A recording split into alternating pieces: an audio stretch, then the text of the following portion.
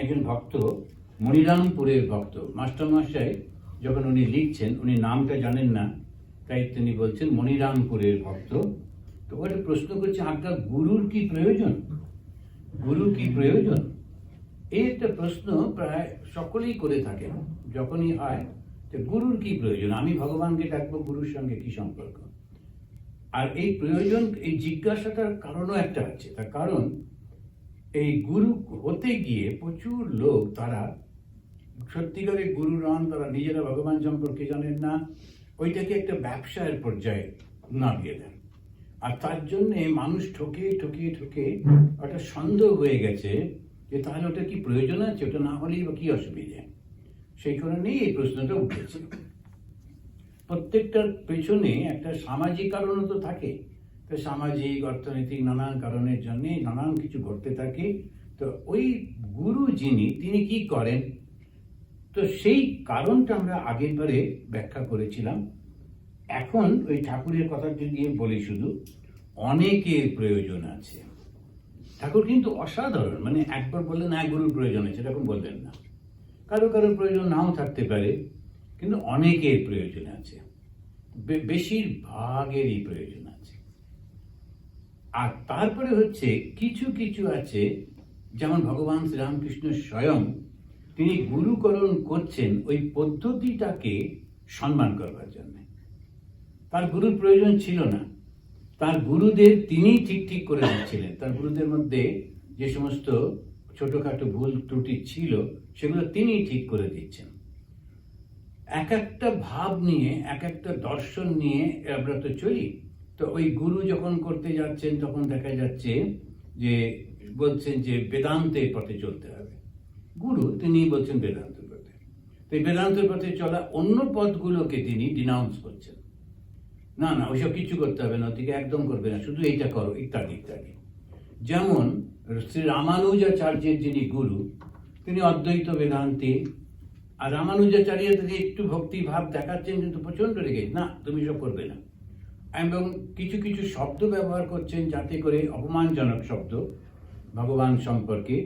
তো তাতে রামানুজ রেগে গিয়ে গুরুর থেকে আলাদা হয়ে যাচ্ছেন। এরকম অনেক বহু ঘটনা আমরা দেখতে পাই।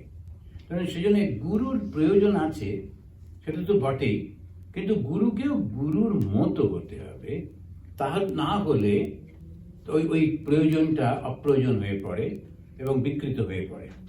তো শ্রীরামকৃষ্ণ বলছেন, তিনি ওর মধ্যে ঢুকলেন না আলোচনার মধ্যে। কিন্তু আমরা একটু গতবারে আলোচনা করেছিলাম যে যে গুরু যিনি হবেন, তিনি ওই ভব সংসারটা পার করেছেন, তবেই তো তিনি গুরু হবেন।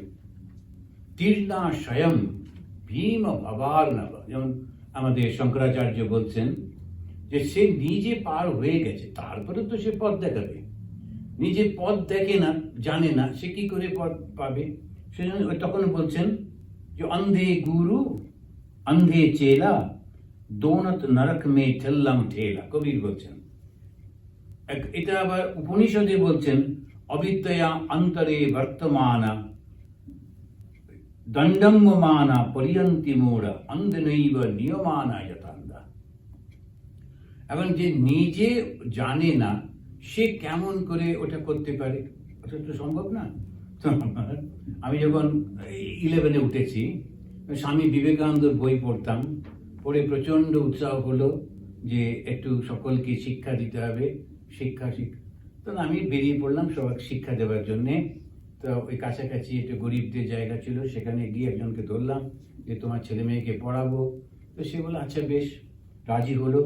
ছোট ছেলেটা তো ঢুকতে আসতেই চাইতো না, খাটের তলায় ঢুকে পড়তো। আমিও খাটের তলায় ঢুকে ওটাকে টেনে নিয়ে সে বার করে প্রচণ্ড একদম মানুষকে শিক্ষা দিতে হবে বিবেকানন্দের উৎসাহিত হয়ে ইত্যাদি। তারপরে তো এই ছোট মেয়েটা, সে ওই 4-5-এ পড়তো বোধ হয়। তো এখন একটা অঙ্ক সেদিন করা হচ্ছে, আমি অঙ্কটা দেখে বুঝতাম আমি ওটা পারবো না। তো তখন আমি বললাম যে না, আজকে অঙ্ক করতে হবে না, অঙ্কটার কোনো প্রয়োজন নেই, তো না তুমি বরঞ্চ ইংরেজির এইগুলো পড়ো, তো যেটা বলছি সেটা করো, এটা বল। ওর মাও আমাকে সাপোর্ট করে বললো গুরু যেমন বলেন সেরকম শিখতে হয়। তখন আমিও সেদিন বেঁচে গেলাম, কারণ অঙ্কটা জানা ছিল না। তো মনে মনে ঠিকঠাক করে নিয়ে ফিরে বাড়িতে এসে আবার ওটা বুঝে টুঝে তারপরে পরের দিনকে বলে হ্যাঁ কি যেন বলছিল, কি অঙ্কটা দেখি দেখি। তো এখন এই যে গুরু, যে সে নিজে যদি না জানে, সে করবেটা কি? ওই তখন সমস্যা হয়ে যায় নানান রকম। তখন ওই বৃহস্পতিবারে খাবে না, শুক্রবারে হাত পেটা খাবে, শনিবারে করবে, নানান রকম ভাবে ওইসব করতে থাকে। ভগবান শ্রীরামকৃষ্ণ দেখেছেন একটা কথা বলছেন না, উনি শুধু বলছেন একটু ভালোবাসতে হবে। কিরকম ভালোবাসতে হবে? ছোট্ট বাচ্চা তার মাকে যেমন ভালোবাসে, বাস হয়ে গেল। ভগবানকে কি করে পাওয়া যায়? সঙ্গে সঙ্গে উনি মাটিতে শুয়ে পড়ে হাত পা নেড়ে, ছোট্ট শিশু যেমন মার জন্য কাঁদে, ও জগৎ সংসারে আর কিচ্ছু চায় না। ওকে খেলনা দাও, ওকে চকলেট দাও, কিচ্ছু না, মাকে চাই। তেমনি ভাবে ডাকলেই হয়ে যাবে। এই হচ্ছেন জগৎগুরু, এই হচ্ছেন ঠিক ঠিক গুরু। কেননা উনি জানেন কোনটাতে কি ফল হবে, ঠিক কিভাবে ডাকতে হয়। তো তুমি এটা খাবে না, ওইখানে এ করবে, ওই সে করবে, নানান রকম যেগুলো সব করে টরে, ওরা খানিকটা ছোট সঙ্গে সঙ্গে বলে দিলেও লোকেদের ঠিক পছন্দ হয় না। একজন ডাক্তারের কাছে গেছে, সে ডাক্তার দেখে বললো না কিছু হয়নি, সকালবেলা একটু ভালো করে জল খাবেন তো, তাহলেই হয়ে যাবে। ভীষণ মন খারাপ হয়ে গেল, কিরাম ডাক্তার, ভালো করে দেখলোই না। এবারে যখন আরেকজন ডাক্তারের কাছে গেল, সে বলল যে না, এটা তো হচ্ছে না, খুব গম্ভীর হয়ে ইনি দেখলেন, তিনি দেখলেন, 4-5 জন মিলে দেখে বেশ মোটামুটি $10,000 একটা বিল হলো। অবশ্য বিলটা ইন্স্যুরেন্স পে করবে, সুতরাং সমস্যা নেই। খুব খুশি হয়ে এই হচ্ছে ডাক্তার, দেখো দেখি 5 জনে মিলে দেখে তবে একটা মত দিচ্ছে। তো এইরকম আমাদের সমস্ত মানসিক অবস্থাগুলো থাকে। তো ভগবান শ্রীরামকৃষ্ণের কাছে যারা আসছেন, ওরা হচ্ছেন সত্যিকারের ভগবানকে জানতে চায়, তারা আসছেন। আর যেই ঠাকুরের কথাটা শুনছেন একদম শান্ত হয়ে যাচ্ছেন, ঠিক ঠিক বুঝতে পারছেন না এটাতেই হয়ে যাবে, আর কিছু লাগবে না। শুধু বলছেন আন্তরিক হতে হবে। এবারে কিরকম বললেন? বললেন কলিতে নাম মাহাত্ম্য। তো এই গুরু সম্পর্কে জিজ্ঞেস করার পর গুরু কিরকম, ভগবান শ্রীরামকৃষ্ণ ইনডাইরেক্টলি বলছেন কলিতে নাম মাহাত্ম্য। কলি মানে এই বর্তমান যুগে, এই বর্তমান যুগে নাম মাহাত্ম্য মানে কি? এখন কে দিন রাত ধ্যান করবে? ধ্যান করার সময় কার আছে? প্রত্যেকেই নিজের নিজের মতো করে কাজ করে চলেছে, অর্থ উপার্জন করতে হবে, কোনো উপায় নেই। আগে একজন চাকরি করলে 10 জন লোক বসে খেত, একজনই বাড়িতে উপার্জন করতো, যথেষ্ট হতো। মানে সমস্ত তারা করে একসঙ্গে বসে করতে পারত। এখন হাজব্যান্ড ওয়াইফ প্রত্যেকটি লোককে রোজগার করতে হয়, তাছাড়া কোনো উপায় থাকে না। এমনকি দেখেছি যারা স্কুল কলেজে পড়ছে, ওই বাচ্চাগুলো এই গরমের ছুটিতে তারা গিয়ে গিয়ে একটু চাকরি করছে, এটা সেটা করে অর্থ। তা উপায় তো নেই, তার সময় কই? সময়ও নেই। আমরা যে নির্জনে গিয়ে বসে মাসের পর মাস যোগদান করবো, তার উপায় নেই। আবার এইভাবে জীবনযাপন করবার পর যখন রিটায়ারমেন্ট হলো, তখন আর অভ্যাস নেই। এবারে যে জঙ্গলে গিয়ে বসবে, একলা একলা থাকবো, তারও তো অভ্যাস নেই। সুতরাং কি করা? ঠাকুর বলছেন এই বর্তমান যুগে কলিতে নাম মাহাত্ম্য। নাম কি? ভগবানের নামটাকে সদা সর্বদা চোখ করতে হয়। উনি বলছেন অন্নগত প্রাণ তাই যোগ হয় না, তার নাম করে হাততালি দিলে পাপ পাখি পালিয়ে যায়। অন্নগত প্রাণ, আমাদের যে প্রাণটা, আমাদের যে জীবনটা রয়েছে, সেটা শুধু ওই খাবার উপরে। তাই ওরা বলছেন যে পাপ পাখি পালিয়ে যায় কিরকম ভাবে? তার নাম করতে হয়। সৎসঙ্গ সর্বদাই দরকার। সৎসঙ্গ যে আমাকে শেখাবে যে আমি কেমন করে আনন্দের মধ্যে পৌঁছাবো। আমি এটা কি করে পাবো, ওটা কি করে পাবো, সেটা না।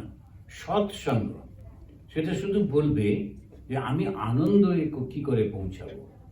আনন্দে কি করে পৌঁছানো যায়? যত বন্ধু হয় তত আনন্দ হয়, যত শত্রু হয় তত দুঃখ হয়, ভয় হয়, এটা পরিষ্কার। তবে বন্ধু কি করে হবে? যাকে আমি ভাববো এরা আমার, তাই তো বন্ধু হবে। যখনই আমি ভাবি এরা আমার নয়, তারা শত্রু হয়ে যায়। তো যেখানে যে সফল হচ্ছে, যেখানে যে যা করছে, আমি তাতেই খুশি হয়ে থাকছি, সফল হচ্ছি, এইটি যখনই থাকে তখন সে আনন্দে থাকে। তো সৎসঙ্গ করলে সেই মানুষটি যে সত্যি সত্যি ঠিক ঠিক, তার কিন্তু আর কোনো অসুবিধা হয় না। নিজে আনন্দ পেয়েছে, ও সেইভাবেই আনন্দটা দিতে পারে। তারপরে বলছেন এই সমস্ত করতে গেলে একটা রোগ চাই, ঢিমে তেতলা হলে হয় না। যাদের সংসার ভোগের ইচ্ছা আছে তারা বলে হবে, কখনো হবে। হ্যাঁ, ঈশ্বরকে কখনো না কখনো পেয়ে যাবে। ওরা এইভাবে কথাগুলো বলে, তারা অন্যান্য ভোগের মধ্যে যায়। মা রাজ্যে, কোলের ছেলে শুয়ে আছে, মা মুখে চুষি দিয়ে গেছে, যখন চুষি ফেলে চিৎকার করে কাঁদে, মা হাঁড়ি নাবিয়ে ছেলেকে কোলে নেয়। তো এই যে কথাগুলি, এই কথাগুলি হচ্ছে খুব বাস্তব কথা। এর জন্য আমাদের উপনিষদ, বেদ, বেদান্ত পড়তে হয় না, ঘরেতেই আমরা চোখের সামনে দেখতে পাই। তো ভগবানকে কি করে ডাকবো? ওই ছোট ছেলেটা, বাচ্চাটা, যে কোলের বাচ্চা, সে তার মাকে পাবার জন্য অসহায় হয়ে যখন ডাকে, সেই রকম ভাবে ডাকতে হবে। মনে অভিমান করবে আর বলবে, তুমি আমাকে সৃষ্টি করেছো, তোমাকে দেখা দিতেই হবে। ভগবানের ওপর আমার অধিকার আছে, কেননা তিনি তো আমার বাবা। বাবাকে আমি বলতেই পারি, অন্য লোককে তো বলা যায় না, কিন্তু বাবাকে তো আমি বলতেই পারি। তাই বলছেন, মনে অভিমান করবে আর বলবে যে তুমি আমাকে সৃষ্টি করেছো, দেখা দিতেই হবে। সংসারে থাকো আর যেখানেই থাকো, ঈশ্বর মনটি দেখেন। বিষয়াসক্ত মন যেমন ভিজে দেশলাই, যত ঘষো জলে না। একলব্য মাটির দ্রোণ, অর্থাৎ নিজের গুরুর মূর্তি সামনে রেখে শিক্ষা করেছিলেন। তো একটু একটু করে সমস্ত বলে যাচ্ছেন, যারা ঘটনাগুলো জানের সঙ্গে সঙ্গে বুঝতে পারছেন। তো এই যে কথাগুলো বলছেন, যেখানেই থাকো মনটা দেখেন। আমাদের হয়েছে বাইরের এক্সপ্রেশনটা, বাইরেতে গায়েতে নানান রকম ভাবে সিম্বল লাগিয়ে রাখি, পোশাকটা ওই রকম ভাবে করি, তারপরেতে আজকাল হাতেতে এত বেশি ওই যে সে কি বলে রুদ্রাক্ষর মালা হাতেতে, গলাতে, কিছুদিন পরে হয়তো পায়েও পড়বে, করে শরীরে আছে তো দুটো হাত আর দুটো পা, পড়বে কোথায়? তো এখন এই সমস্ত করে এটা লাভটা কি হচ্ছে? কিছুই লাভ হয় না। আমি ভীষণভাবে ধার্মিক এটা বোঝাবার জন্যে একেবারে প্রচুর প্রচুর সমস্ত লোক করে রাখে, এগুলো কোনো কাজে লাগে না, কোনো কাজে লাগে না। এটা আমরা বললে তখন মন খারাপ হয়ে যায়, একটু কিছু করছি, মনে হচ্ছে কিছু করছি, কিন্তু ঠাকুর একদম এতে নিয়ে যাচ্ছেন, আসল জায়গাতে নিয়ে যাচ্ছেন। বলছেন শরীরের তো অন্য কোনো কিছু নেই, আছে মনটাতে। আর মন যদি তোমার ভালো হয়, ঈশ্বর লাভ হবেই হবে। অন্যকে ভালোবাসতে পারি না, অন্যকে পছন্দ করতে পারি না, অন্যের কাজ কর্ম কথাবার্তা সহ্য করতে পারছি না, সমস্ত সময় ঈর্ষার মধ্যে থাকি, তখন তো রাগ হবেই, মানে ঈশ্বর লাভ তো হবেই না। তো স্বাভাবিক তো, এটা ঈশ্বর কোথায় লাভ হবে? মনে তো, শরীরে তো নয়। এবারে যে খাদ্যগুলো খাচ্ছি শরীরে যাচ্ছে, যে বস্ত্র পরছি শরীরের ওপরে, যে সমস্ত নানান রকম হচ্ছে শরীরে, তার একটু এফেক্ট মনে যায়। গেরুয়া বস্ত্র কেন পরি? ওই মনটাকে সাবধানে রাখতে। আমি একটু আলাদা, সেই জন্য আমাকে একটু চালচলনটা ঠিক করতে হবে। উত্তর কাশীতে নাকি সাধুরা, আমি কখনো শুনিনি, কিন্তু অন্য সাধুদের মুখে শুনেছি, একে অন্যকে দেখলে তারা বলে যে মহাত্মা দৃষ্টি সাফ হ্যায়। দৃষ্টি, তোমার মনটা ঠিক আছে তো? দৃষ্টি সাফটা কথা। দৃষ্টি মানে কি? চোখের দৃষ্টি যে দেখি আমরা, এটা হচ্ছে মনের দৃষ্টি। মনটা ঠিক আছে তো? কেন ঘর সংসার ছেড়ে তো ভুলে যাওনি তো? আর আমাদের সাধু একজন বলতেন মাঝে মাঝে, এই তোর কাপড়ের রংটা গেরুয়া কেন রে? তখন ও খুব সিনিয়র সাধু, অল্প বয়সী সাধুদের জিজ্ঞেস করলে ওরা ঘাবড়ে গিয়ে বলতো, মহারাজ আমরা তো সন্ন্যাসী, সন্ন্যাসী তো এরকম। ও সন্ন্যাসী না, মনে রেখো সন্ন্যাসী। তো এরকম করে করে পরস্পরকে সবসময় বলা। সন্ন্যাসী মানে কি? সে ত্যাগ করেছে। কি ত্যাগ করেছে? আমি বোধ ত্যাগ করেছে। আমি বোধ যে ত্যাগ করেছে, এই জন্য শ্রীরামকৃষ্ণের কথাগুলো বুঝতে গেলে আগে এই মনটাকে খুব পরিষ্কার করে ফেলতে হয়। এই জন্য অনেকেই পারে না, তারা বিভিন্ন ক্রিয়া কর্ম, নানান রকমের যে সমস্ত মিরাকুলাস কথা, এইগুলোতে খুব তাদের পছন্দ হয়, ভালো লাগে, তো নতুন নতুন কিছু। এটা খুব পরিষ্কার পরিষ্কার। ঈশ্বর কাকে ভালোবাসেন? যার মনটা পরিষ্কার, শুদ্ধ। এই শুদ্ধ পরিষ্কার মন কাকে বলে? যার মধ্যে স্বার্থপরতা নেই, অহংকার নেই, শুদ্ধ পরিষ্কার মন, তাকে ভগবান ভালোবাসেন। এগিয়ে পড়ো। এবারে একটু বলছেন এগিয়ে পড়ো। কাঠুরে এগিয়ে গিয়ে দেখেছিল চন্দন কাঠ, রূপোর খনি, সোনার খনি, আরো এগিয়ে গিয়ে হিরে মানিক। ওর নিজেরই গল্প, ওখানে একটু হিন্টস দিচ্ছেন, এর আগে বলা আছে। তো এগিয়ে পড়ে সেই কাঠুরে, সে যখন যাচ্ছিল কাঠ কাটতো, ওই ড্রাই উড কেটে নিয়ে এসে বিক্রি করতো। তো তখন একজন ব্রহ্মচারী ওকে বলেছিলেন আরো এগিয়ে যাও জঙ্গলে। এখন সিম্বলিক, ও জঙ্গলে গেল, গিয়ে দেখলো বাবা এ তো চন্দন কাঠ, অনেক দামি। আরো এগিয়ে গেল, দেখলো হীরের খনি, তো ইত্যাদি ইত্যাদি। এটা সিম্বলিকটা কি, যখন ধ্যান করছি, জপ করছি, বছর 2-3 হতে না হতেই পাড়া প্রতিবেশীর লোকেরা বেশ ওকে একটু খাতির যত্ন করতে লাগলো। দুর্গাপুজোর সময় হঠাৎ করে একটা কাপড় এনে দিল, তোমার কথা মনে পড়লো, বুঝলে, তা তুমিও একটা কাপড় রাখো। তারপরে এই একসঙ্গে ফুলের মালা নিয়ে এলো, কে এসে এখন ধীরে ধীরে আস্তে আস্তে তার অহংকার হতে লাগলো। এবারে সে দেখলো যে মালা বা ফুল বা এরকম গিফট অন্য কেউ দিচ্ছে, তখন রেগে যাচ্ছে, ভাই আগে আমাকে দিত, আবার ও করতে গেল, আবার গোলমাল হয়ে গেল। এখন ওই যখনই এগিয়ে পড়া মানে তখন তাকে বুঝতে হবে না ও তো খুব ভালো, ও ভগবানের দিকে যাচ্ছে। যে যেখানে ভগবানকে ডাকছে, ঈশ্বরকে ডাকছে, যে নামেই ডাকুক না কেন, ভগবানকেই তো ডাকছে। আর ভগবান মানেই হচ্ছে ভালোবাসা, ভগবান মানেই নিঃস্বার্থপরতা। এই কথাগুলো যখনই মনে পড়ছে তখন সে কত উন্নত হয়ে যাচ্ছে। যখন সে খ্রিস্টানদের কাছে যাচ্ছে, যখন সে মুসলিমদের কাছে যাচ্ছে, বুদ্ধিস্টদের কাছে যাচ্ছে, সবাই ভগবানকে ডাকছে চোখের জলে, তখন নিজের কথা সে মনে পড়ছে, সত্যি তো ওরা যেরকম ভাবে তাদের ভগবানকে ডাকছে, ভগবান তো একই, কিন্তু আমার সেই কি করে, ওই জিনিসটি ভগবান ঠাকুর বারবার বলে বলে দিচ্ছেন। এবারে বলছেন যারা অজ্ঞান তারা যেন মাটির দেওয়ালের ঘরের ভেতর রয়েছে। একটা উদাহরণ দিচ্ছেন, যারা অজ্ঞান, অজ্ঞান মানে কি, যাদের এই বোধটা নেই, যারা জগৎটাকে, সংসারটাকে আসল মনে করেছে, তাদের মনে হয় একই। আমার ঠাকুরের কৃপায় যদি এই রামকৃষ্ণ মিশনে এসেছি বলেই এই সুযোগটা হয়েছে, তো সেই কারণে আমি দেখেছি খুব বড় বড় মানুষদের সঙ্গে, বড় বড় অনেক মানে সোসাইটির খুব বড় পজিশনের লোকেদের সঙ্গেও দেখা হয়েছে, এই president of India, prime minister, এই বড় মিনিস্টার ইত্যাদি, আবার গরিবদের। তারপরে তো এমনি যখনই কোনো প্রোগ্রাম হয়, কোনো জায়গা হয়, এরা সব একসঙ্গে হয়, একই জিনিস, সমস্ত এই সেজে বুঝে সুন্দর করে আসা, তারপরে কেমন আছেন, আছেন, এসব বলা টলা, কিন্তু কেউ কাউকে সহ্য করে না, তো ভেতরে ভেতরে ভীষণ বিরক্তি, অথচ মুখে খুব সুন্দর, দেখা হলেই একেবারে হ্যালো হাও করে করে সমস্তটাই নাটক করে বেরোবার সময় খুব বিরক্ত একদম একেবারে।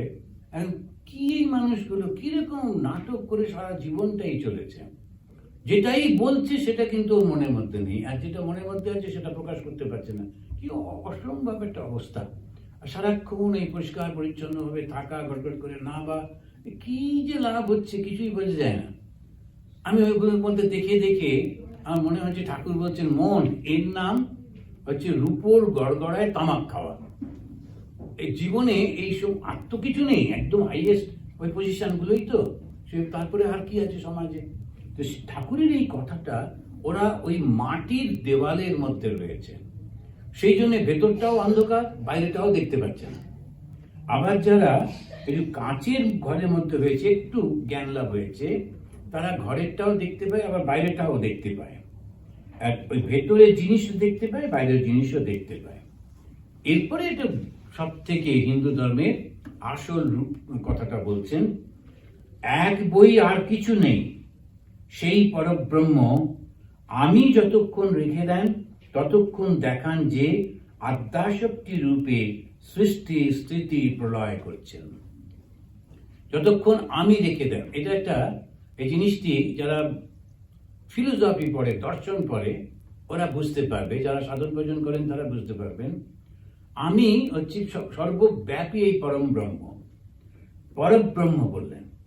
তো ব্রহ্মের নানা রকম স্তর রয়েছে, সগুণ ব্রহ্ম, নির্গুণ ব্রহ্ম। নির্গুণ ব্রহ্মকে পরব্রহ্ম বলা হচ্ছে, পর মানে শ্রেষ্ঠ, হাইয়েস্ট। এই পরব্রহ্ম যিনি, তার কোনো গুণ নেই।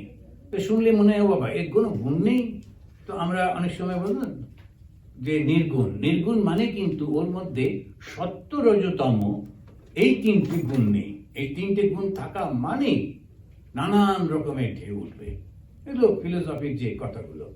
তো এইখানেতে উনি বলছেন তার কোনো গুণ নেই, তো তিনি আবার বলছেন যতক্ষণ আমি রেখে দেন আদ্যাশক্তি রূপে সৃষ্টি স্থিতি প্রলয় করছেন। আদি শক্তি একটা হচ্ছে জ্ঞান, যিনি চৈতন্য স্বরূপ, যিনি সর্বব্যাপী, যার মধ্যে কোনো ক্রিয়া নেই, ওইটি একটি রয়েছে। আরেকটি হচ্ছে ওই জ্ঞানটার উপর নির্ভর করে ক্রিয়া করছে। এটাকে যদি আমরা আধুনিক একটুখানি ভাবে বোঝাবার চেষ্টা করি, যেমন আমাদের ইলেকট্রিসিটিটা দিয়ে কোনো কাজ হচ্ছে না, শুধু ওটা রয়েছে।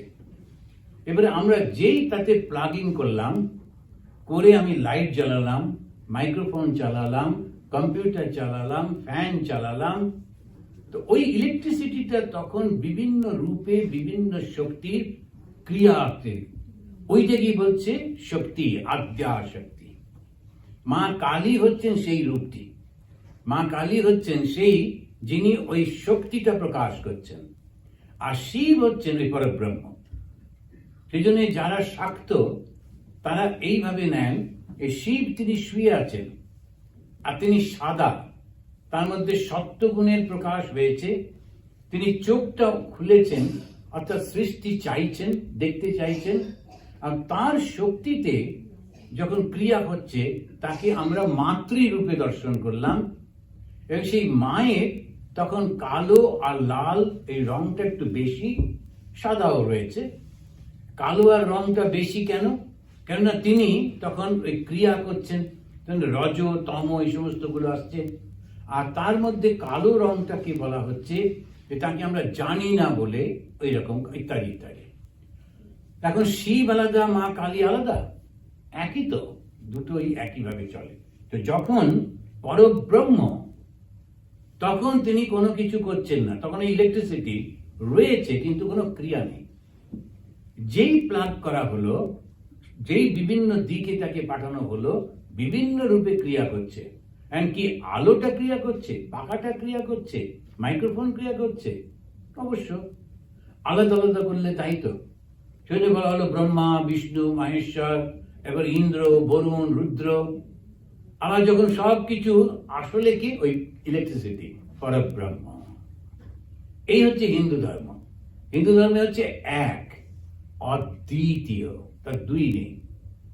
এক বলে থেমে গেল না, একের সঙ্গে দুইও নেই, মানে তুমি দুই, একের কনসেপশন থাকলেই দুই আছে। সেই জন্য বললো অদ্বিতীয়, সেকেন্ড বলে কোনো কনসেপশন নেই, ওই যা আছে সেটাই।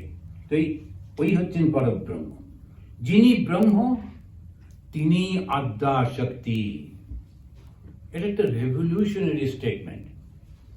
যখন আমরা উপনিষদ পড়ি, সেখানে আদ্যা শক্তি যদি বলা হয়, তখন ওরা কোনো জায়গাতে এটি মেনশন করছে না। কোনো কোনো জায়গায় একটু হিন্টস রয়েছে বটে, যে ব্রহ্ম তিনি উমা রূপে এলেন, ইত্যাদি ইত্যাদি গল্প রয়েছে, কিন্তু শ্রীরামকৃষ্ণ ভেরি ক্লিয়ার। তিনি বলছেন যিনি ব্রহ্ম তিনি আদ্যা শক্তি। এখন ইলেকট্রিসিটিতে যখন কাজ করছে না আর ইলেকট্রিসিটি যখন কাজ হচ্ছে, দুটো কি আলাদা? একই তো। ক্রিয়া যখন করছেন, ইলেকট্রিসিটি যখন তার মধ্যে দিয়ে ক্রিয়া হচ্ছে, তখন তাকে বলা হচ্ছে শক্তি। এইটা হচ্ছে জ্ঞান। আমরা একটাকে নিয়ে তারপরে সেটার উপরে অহংকারটা চাপিয়ে আমরা সেগ্রিগেট করে ফেলি। কেউ এই শক্তি যেটা প্রকাশ পেয়েছিল শ্রী রামচন্দ্র রূপে, তাকে নিয়ে বললাম ইনি আমাদের একমাত্র রাজা। সেই শক্তি যখন প্রকাশ পেয়েছিল কৃষ্ণকে নিয়ে, ইনি আমাদের একমাত্র দেবতা। শক্তি যখন প্রকাশ পেল যিশুকে নিয়ে, ইনি আমাদের একমাত্র, করে আমরা একমাত্র করে ফেলছি। আর অন্যদের দিচ্ছি না, নেব না, মানব না, শুধু এইটাই থাকবে। কেন এটা বলছেন? নিজের অহংকারটার জন্য। আমি যেটা বলছি ওটাই হবে, আমি যেটা বুঝেছি ওটাই ঠিক।